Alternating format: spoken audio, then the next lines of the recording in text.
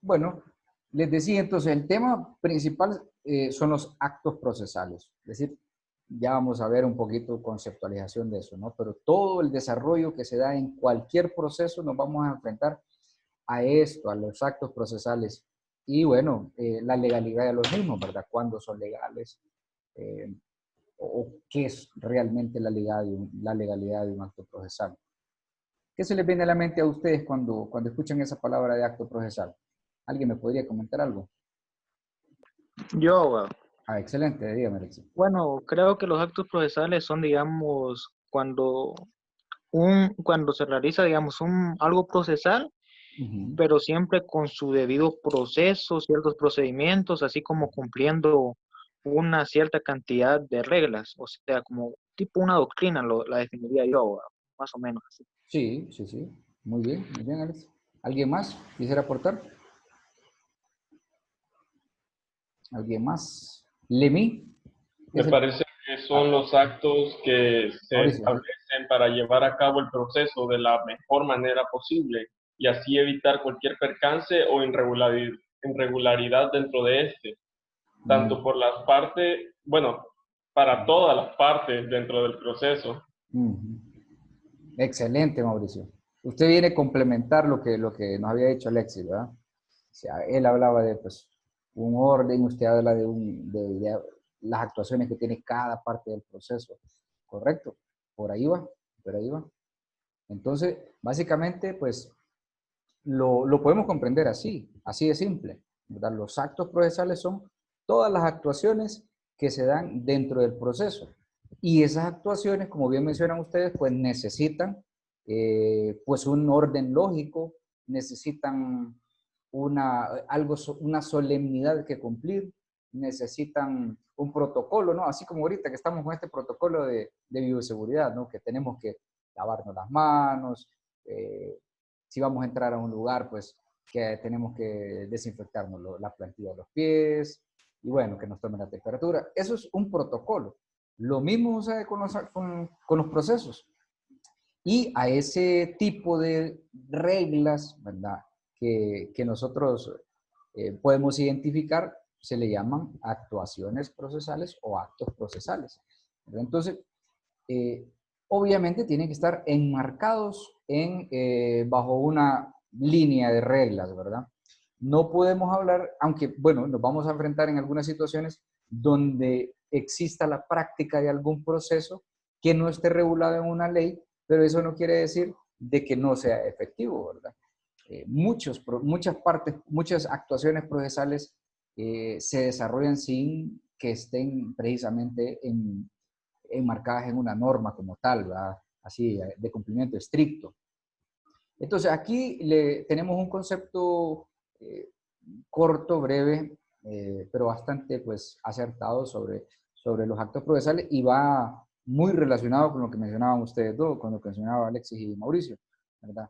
Son manifestaciones de voluntad, ¿sí? Son las manifestaciones de voluntad con relevancia procesal, es decir, cuando yo hablo de manifestación de voluntad, es la ejecución de un acto, pues la ejecución de algo, ¿verdad? Dentro de un proceso, ¿verdad? Y obviamente como es una actuación que ejecuto dentro del proceso, pues tiene relevancia, ¿sí? Otro concepto, bueno, son actuaciones que tienen relevancia procesal y que se realizan dentro del proceso. Desde su inicio, ¿verdad? Desde su inicio van ejecutados de forma concatenada, es decir, uno seguido del otro, ¿verdad? Hasta la conclusión del juicio, mediante una sentencia definitiva.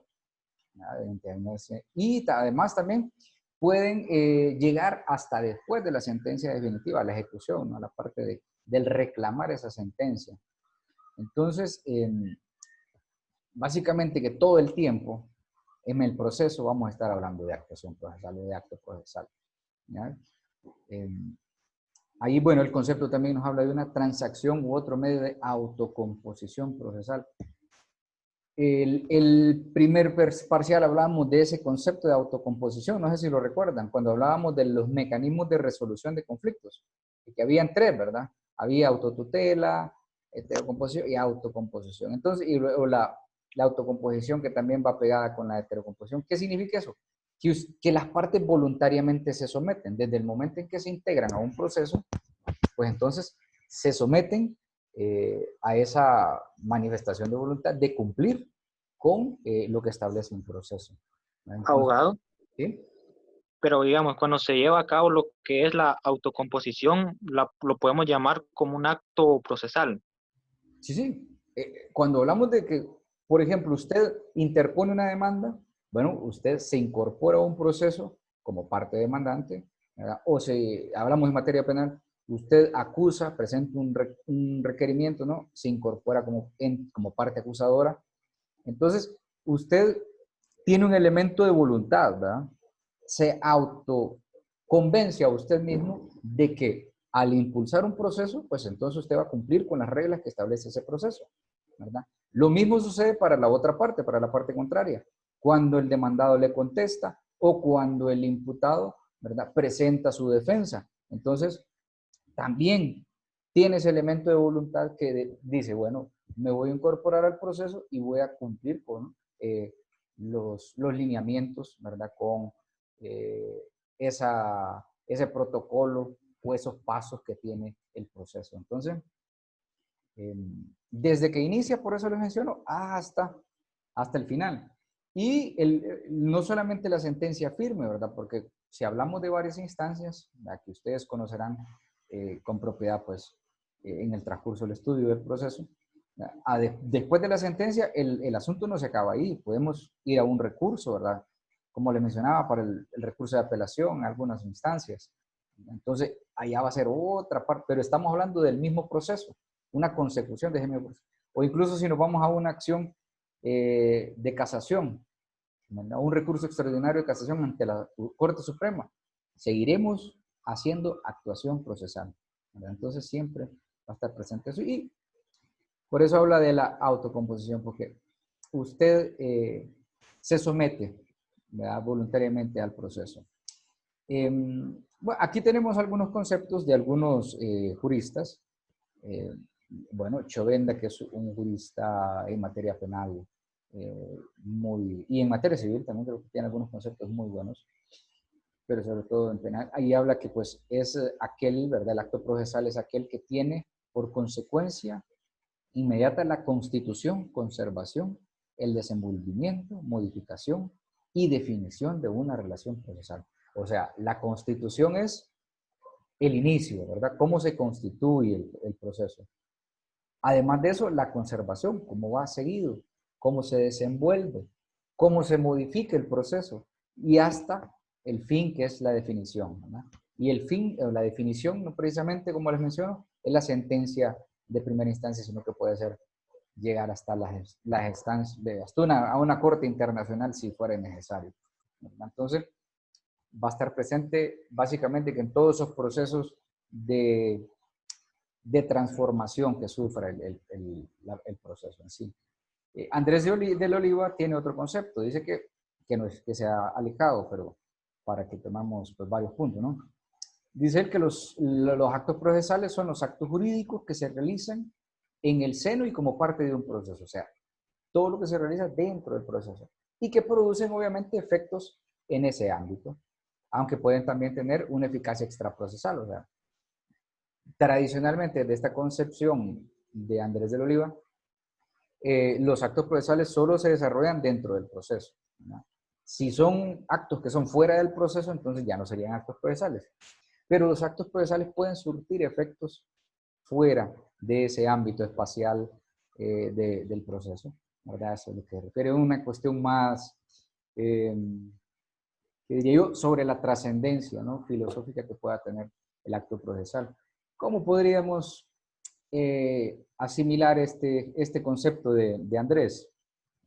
Bueno, diciendo de que dentro del acto procesal, por ejemplo, ahí ustedes me mencionaban ahorita en los casos de acumulación procesal, se pedía el embargo de algo. El embargo es algo que se decreta en el proceso, ¿verdad? Es una medida cautelar que se decreta dentro de un proceso para asegurar el mismo proceso. Las medidas cautelares, cuando las veamos, nos daremos cuenta que ese es el objetivo, asegurar el proceso. Entonces, ¿cuál es el efecto extraprocesal que tiene un embargo? Bueno, que vamos a afectar materialmente pues el ingreso de una persona. ¿Ya? El salario de la persona no es algo procesal, ¿ya? No es algo que esté dentro del proceso, es algo que está dentro de una relación laboral, pero tiene una afectación derivada de una acción procesal, que fue el decreto de un embargo, ¿verdad? Entonces, eso nos podría servir un poquito más de ejemplo. Otro, vaya, si nos vamos al plano penal, supongamos a alguien que le establecen una medida cautelar también, ¿verdad? De prohibición de acercarse a determinado espacio, vaya, acercarse a la víctima tantos metros, ¿verdad? Entonces, ¿qué representa eso? Pues una limitación a sus derechos fundamentales, que son el de la libre circulación dentro del territorio nacional, pero se le restringe dentro de un área. Entonces, un acto procesal, que sería el establecimiento de esa medida cautelar de prohibición de acercarse, tiene una afectación extraprocesal en un derecho fundamental, que es el de la libre locomoción, ¿no? Entonces, esa implicancia tienen los actos procesales.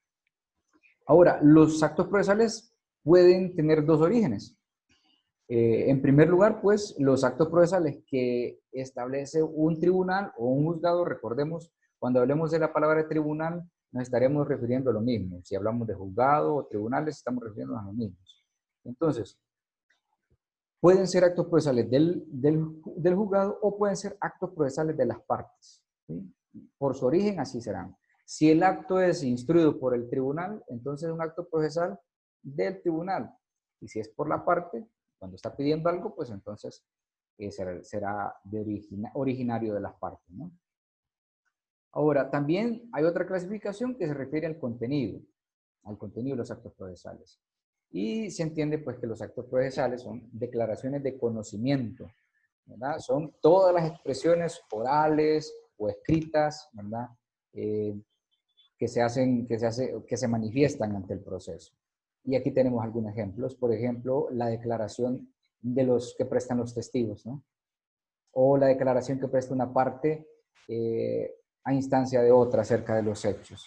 Entonces, en cuanto al contenido del acto procesal va a ser, por ejemplo, lo que va a ir a manifestar el testigo sobre lo que sabe, cuál es el conocimiento que tiene de los hechos que ocupan el proceso.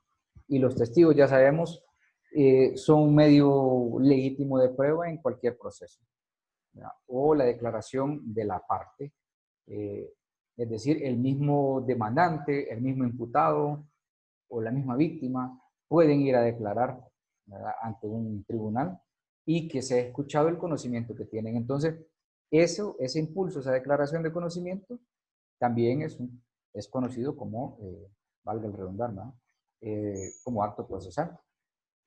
Entonces, hay que tenerlo en cuenta. También, en cuanto al contenido, existen las declaraciones de voluntad. Decíamos de conocimiento por lo que se conoce de los hechos y de voluntad, que son todos aquellos actos que por medio sea del lenguaje oral o escrito, ¿verdad?, se expresa un querer. Por ejemplo, el allanamiento del demandado. Es decir, ¿cuál es el allanamiento del demandado? Para adelantarles, el allanamiento del demandado en materia civil no es que nosotros el allanamiento, ¿cómo lo entendemos? A ver, ¿qué entienden por allanamiento? Como no es como la captura por una persona. Perdón, una captura, dice que. Sí, que normalmente, si no recuerdo en la Constitución, si no mal recuerdo, que era de 6 a 6 también, Ajá. para buscar a una persona. De morada, el allanamiento de morada, dice usted, va. Sí. O invadir, ¿no? Invadir, ajá. Abogado, el allanamiento pero morada hay- es... Ujú. Abogado, ¿Sí, sí? La verdad no recuerdo bien ahora. sería el entrar sin permiso, forzosamente o bajo amenaza, lo que es en una casa. Sí, va por ahí. Sí, hablamos de materia penal. Sí. ¿Alguien más? El allanamiento no es igual que la captura, ¿verdad, abogado? No, no es igual. Ujú. Ujú. El allanamiento, si hablamos de materia penal, el allanamiento es eso, la intrusión en la morada, en la vivienda, en un establecimiento, incluso en su vehículo, ¿verdad? Que puede hacer la autoridad de investigación para recabar hechos que se consideran objeto de delito o elementos que se consideran objeto de delito. Pero en materia civil no tiene nada que ver con eso. El allanamiento del demandado significa la aceptación de la demanda. Es decir, que si en una demanda de divorcio, como la que ustedes me estaban comentando, de donde presentaban una acumulación de pretensiones, el demandado dice, acepto, me quiero divorciar. Lo que dice la demandante es cierto. Si fui infiel, o si le causé malos tratos, o si le abandoné, o si tuve una conducta, pues una conducta imprudente, que sea. Entonces, el allanamiento es la aceptación de la pretensión de la parte actora. Entonces, eso es una manifestación de voluntad. Lo mismo pudiera pasar en materia penal, pero en materia penal ya sabemos que la palabra allanamiento tiene otros significados.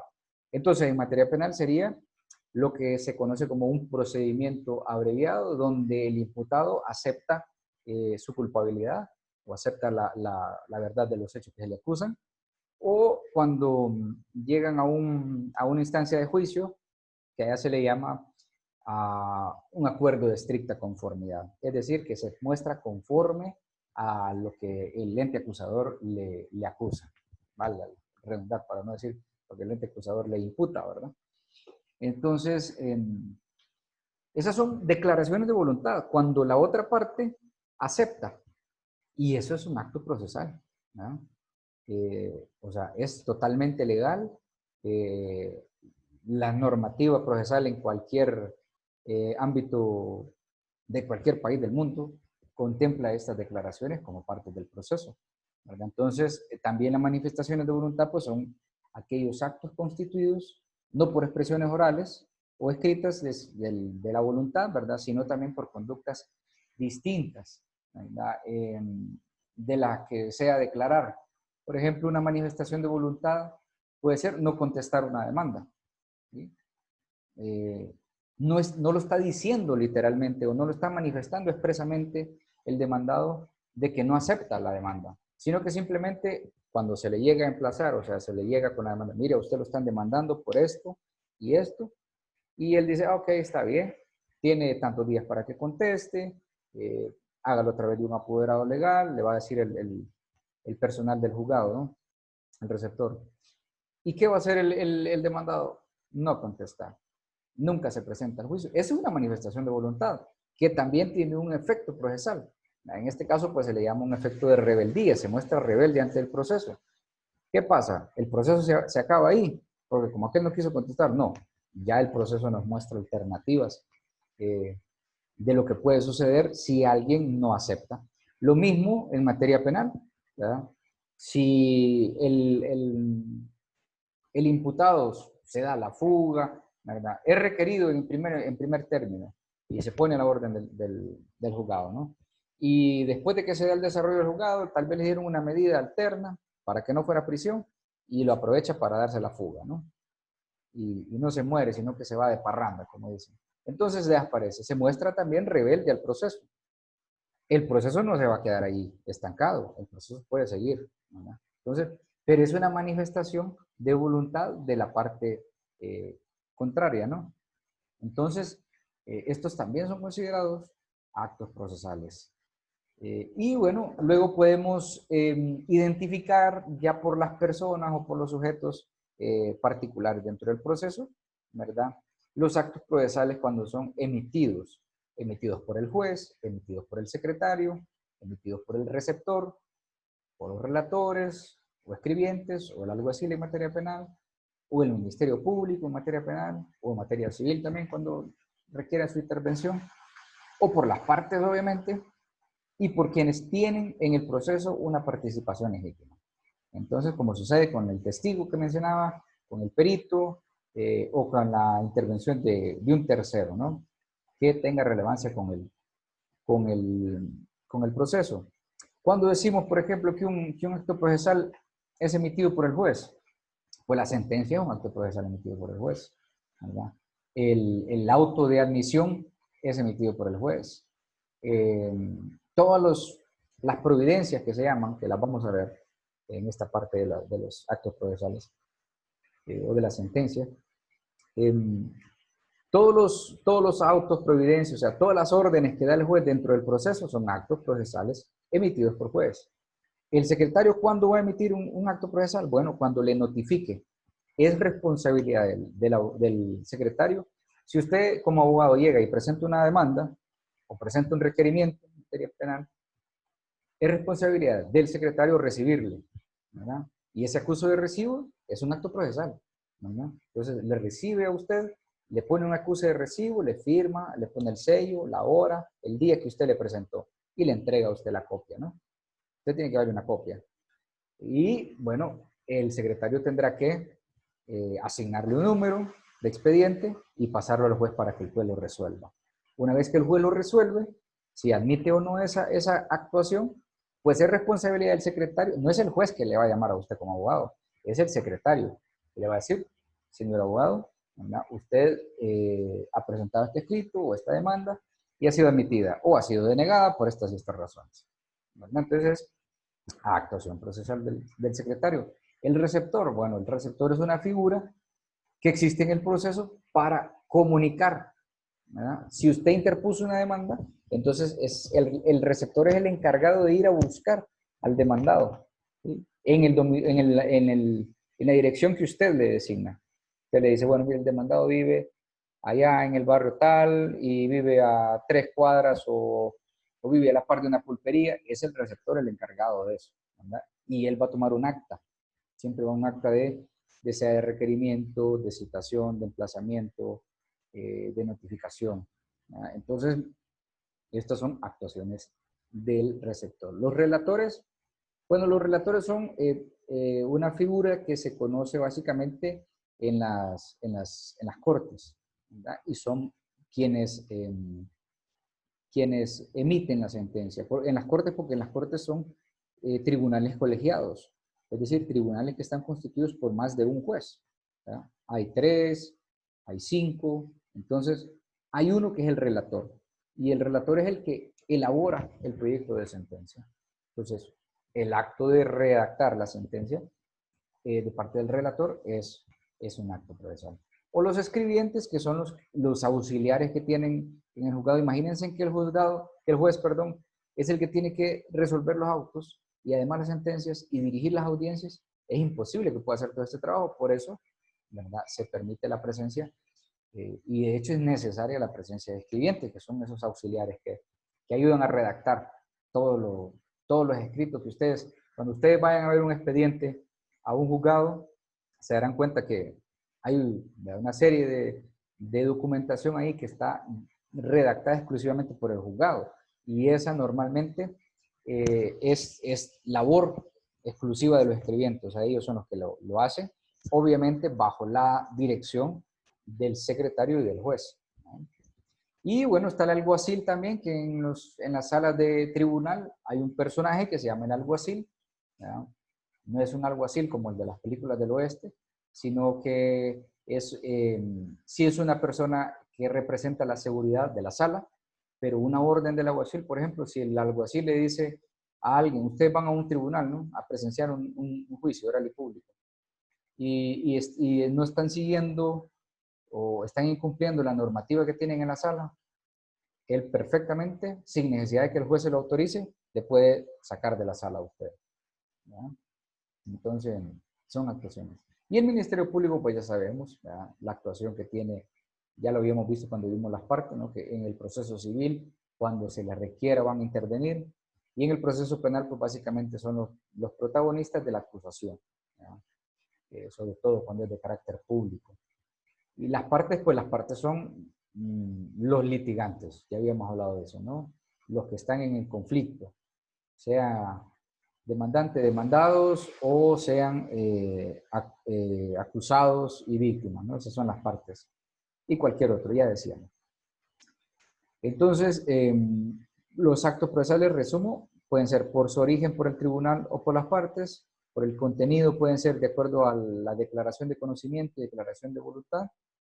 Y también pueden ser de acuerdo a por quién son emitidos, ¿no?, que son esta última categoría. Bien, avanzamos un poquitico. No me avance este. Bueno, ahí está, se había frisado. Hay algunos principios que rigen las nulidades de los actos procesales, porque los actos procesales, si no se cumplen de acuerdo a cómo están establecidos, tienen un vicio que se llama nulidad, ¿verdad? Entonces, si usted ejecuta un acto procesal y de manera indebida, pues va a tener el vicio de nulidad. La otra parte le podrá alegar a usted que ese acto es nulo. Entonces, vamos a respetar estos principios. Primero, el principio de especificidad o principio de legalidad, ¿verdad? Entonces, no hay nulidad sin ley específica que lo establezca. Si la ley no establece que algo es nulo, entonces nos lo va a permitir. Ya nos lo dice en nuestro artículo 1 del Código Civil, ¿verdad? Que lo que la ley nos permite, pues, lo manda, lo prohíbe o lo permite, ¿verdad? Entonces, si no está establecido como una prohibición, entonces es permitido, ¿verdad? Pero si está establecido como prohibición, entonces era nulo, ¿verdad? Entonces, para declarar una nulidad procesal, el juez debe estar autorizado, ¿verdad?, expresamente por el texto legal. Tiene que haber un artículo, una norma que le diga que puede anular un acto, ¿verdad? Que deba contemplarse una causal que le dé invalidez a un acto. Entonces, eso. El principio de legalidad, no olvidemos, es que tiene que estar escrito en la norma. Otro principio es el de la finalidad del acto. ¿Cuál es el fin del acto? ¿Qué es lo que pretende alcanzar con el acto? Entonces, van íntimamente relacionados con el de legalidad.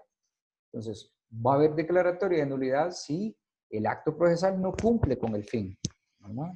Si no cumple con el fin o con la finalidad específica por la cual fue creada, ¿verdad? En contraposición a esto, pues, el caso del acto procesal, que aunque sea defectuoso, cumplió con la finalidad, no procede la sanción de nulidad.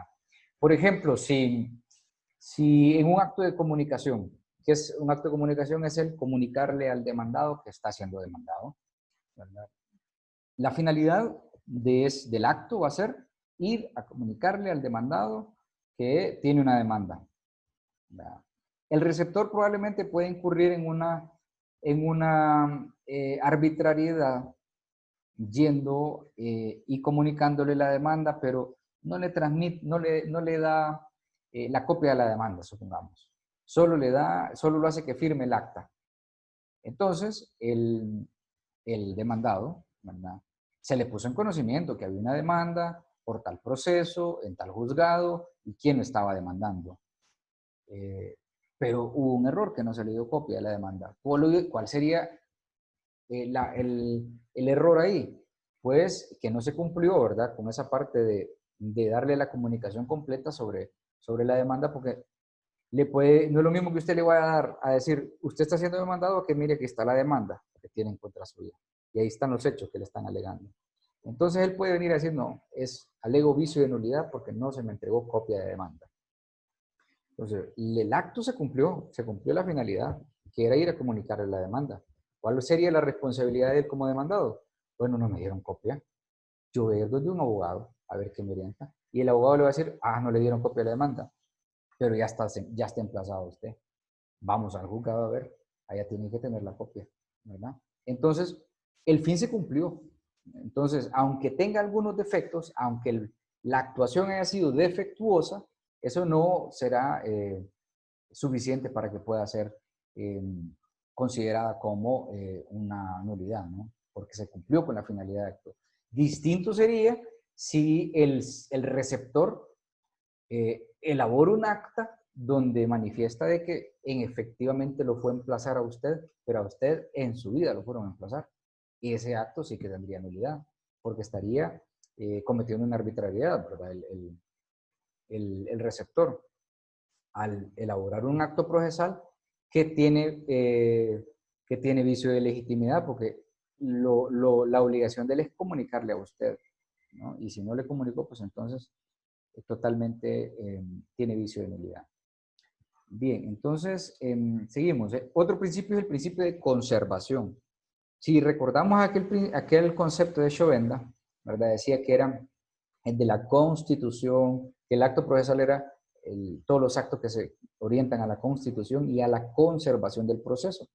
Pues este principio está orientado en ese concepto de Chovenda, ¿verdad? Y es pues el principio de conservación es que en caso de que exista una duda, siempre deberá mantenerse la validez del acto.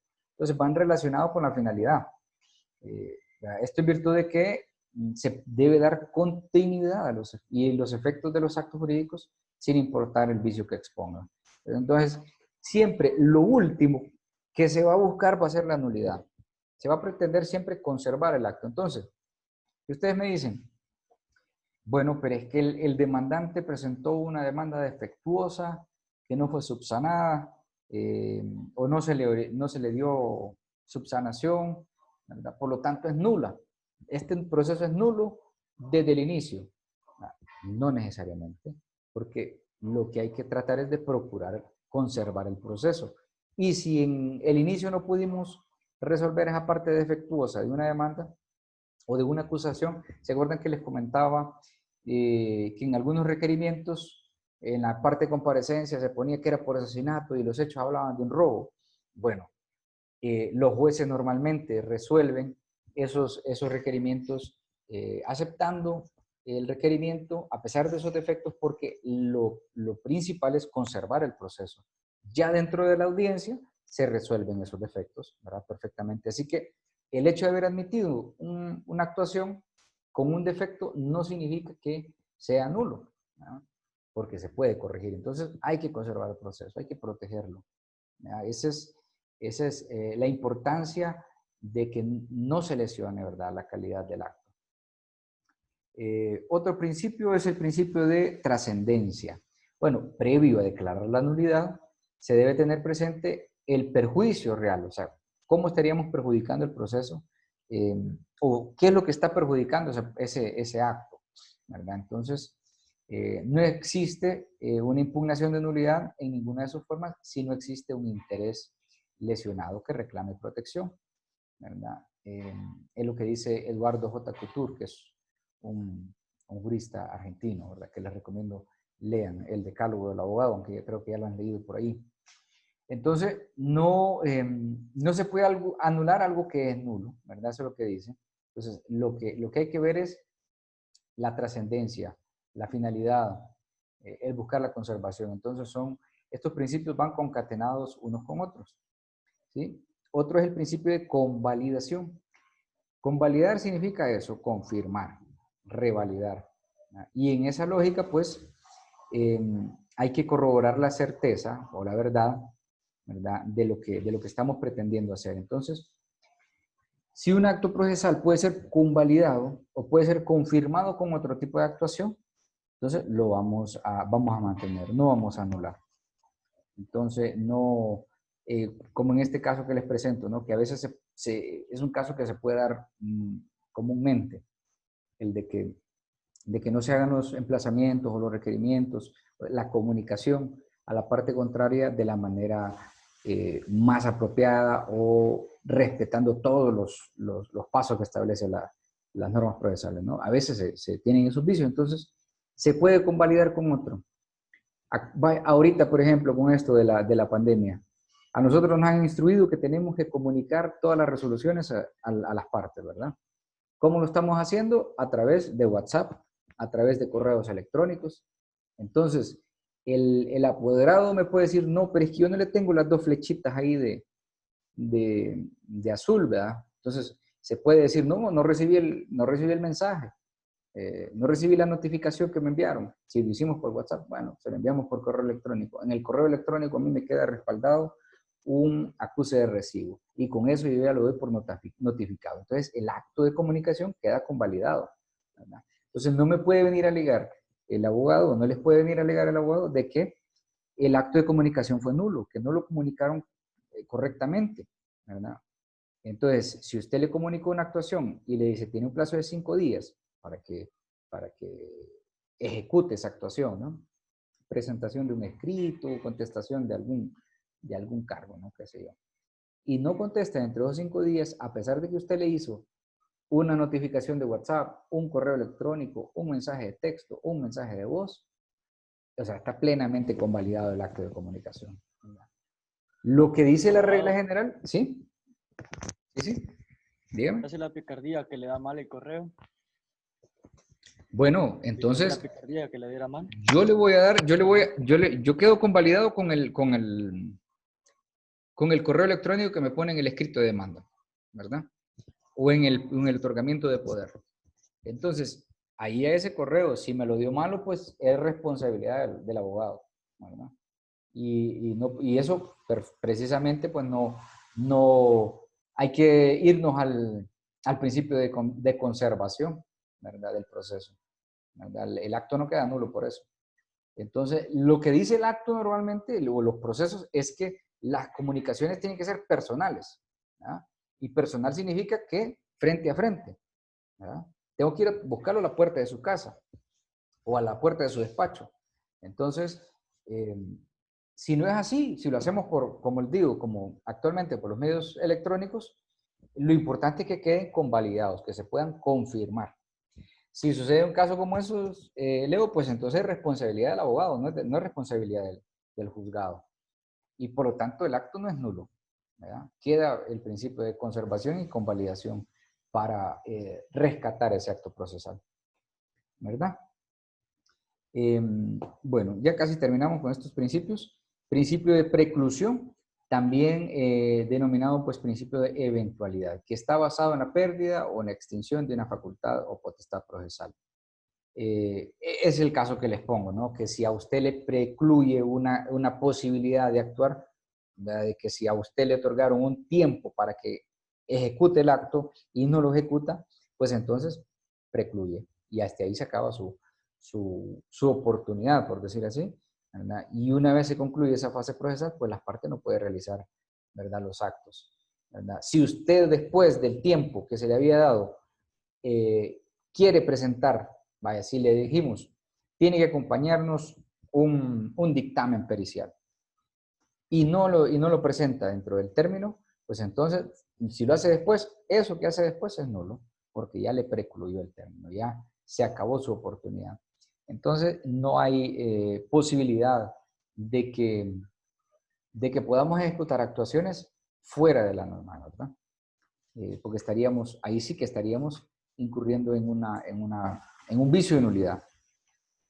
Y bueno, algunos apuntes a los principios. Los principios y las disposiciones legales nos marcan, ¿verdad? Marcan a todos los jueces magistrados un límite de la actuación. Los principios son precisamente para eso, para dar una pauta, cómo deben de actuarse. Algunos jueces o magistrados pueden hacer estricto cumplimiento a la norma, ¿verdad? Y decirle, por ejemplo, saltarse el principio de conservación procesal o el de convalidación, ¿verdad? Decir, no, tiene que actuar de acuerdo como dice el proceso, el receptor tenía que haberle dado a usted la copia, por lo tanto es nulo. Entonces, eso es susceptible, son principios, ¿no?